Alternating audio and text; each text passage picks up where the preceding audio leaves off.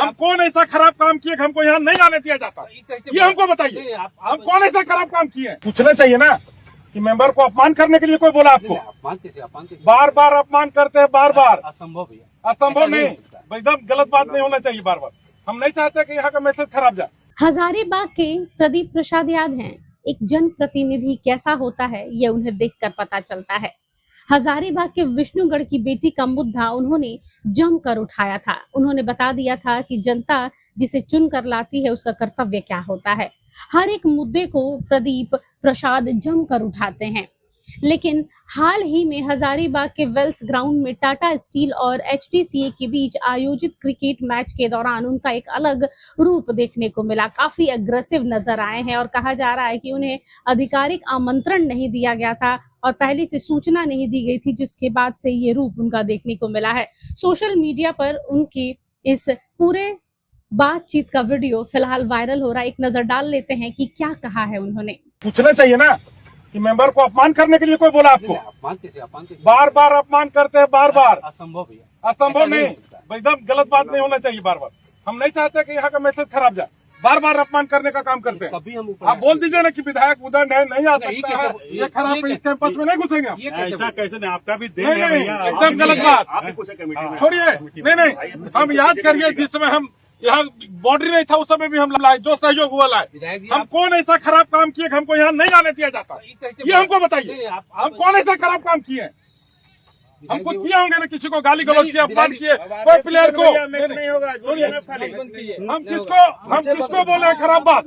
बार बार क्यों नहीं आने दिया जाता? बार बार ठीक है, सुनिए ना, एगो मेरी बात सुनिए। हम 50 बार बोले कि भाई आमंत्रण दो।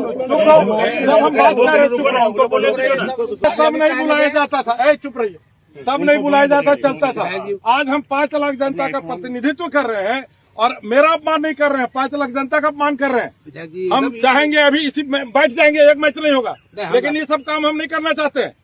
आज से सुन लीजिए, आप लोग हम बता दे रहे हैं, ये बात शांत नहीं रहेगा। अभी हम जा रहे हैं और अभी बुलाया जा रहा था खबर भर बर्दाश्त किए, इसके बाद हम बता दे रहे हैं। जब जब आने खोजे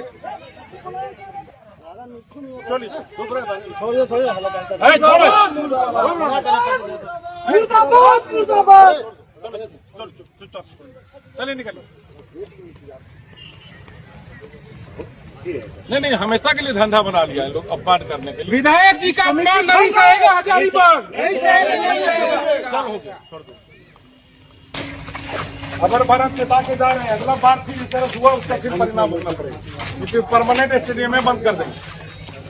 इसके साथ ही बता दें आपको कि उन्होंने सोशल मीडिया पर एक पोस्ट डाला है जिस पर उन्होंने लिखा है, आज हजारीबाग के वेल्स ग्राउंड में टाटा स्टील और एचडीसीए के बीच आयोजित क्रिकेट मैच में अन्य सम्मानित प्रतिनिधियों के साथ मेरा नाम भी प्रमुखता से प्रकाशित किया गया। लेकिन विडंबना ये है कि एचडीसीए द्वारा मुझे कभी किसी मैच या आयोजन के लिए न तो आधिकारिक आमंत्रण दिया जाता है और न ही पूर्व सूचना प्रदान की जाती है। इस गंभीर लापरवाही और उपेक्षा पर मैंने एचडीसीए प्रशासन के समक्ष कड़ी नाराजगी जताई है। मैंने स्पष्ट शब्दों में कहा है कि हर आयोजन में नाम लिख देना मात्र औपचारिकता है। सम्मान का वास्तविक अर्थ समय पर सूचना और विधिवत आमंत्रण से होता है। हजारीबाग जिला क्रिकेट संघ का आजीवन सदस्य होने के बावजूद लगातार इस प्रकार की अनदेखी समझ से परे है और अत्यंत आपत्तिजनक है। किसी भी संस्था में आजीवन सदस्य का सम्मान और अधिकार सर्वोपरि होता है, लेकिन यहाँ स्थिति बिल्कुल उल्टा दिखाई देती है। मैं केवल एक जनप्रतिनिधि नहीं बल्कि लंबे समय से खेल और सामाजिक गतिविधियों से जुड़ा हूँ। समाज सेवा के माध्यम से वेल्स ग्राउंड को बेहतर बनाने की दिशा में निरंतर प्रयास किया है मैंने, और विधायक बनने के बाद भी मेरी प्राथमिकता खेल के मैदानों का विकास और खिलाड़ियों का बेहतर सुविधा उपलब्ध कराना है। खेल के प्रति मेरी प्रतिबद्धता पर किसी को संदेह नहीं होना चाहिए, लेकिन बार बार यह उपेक्षा बेहद दुर्भाग्यपूर्ण और अस्वीकार्य है। मैंने क्रिकेट संघ की कार्यशैली पर भी गंभीर सवाल उठाते हुए कहा कि एसोसिएशन को तत्काल प्रभाव से स्वयं को व्यवस्थित करने की आवश्यकता है ताकि आम खिलाड़ियों को निष्पक्ष अवसर मिले, प्रतिभावान और गरीब परिवार के बच्चों को भी आगे बढ़ने का समान अधिकार मिले, समान मंच मिले।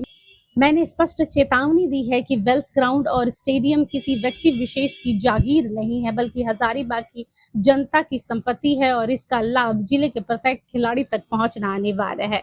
अब देखना है कि प्रदीप प्रसाद के इस कड़े रुख का क्या असर दिखता है। Bureau report HNN news.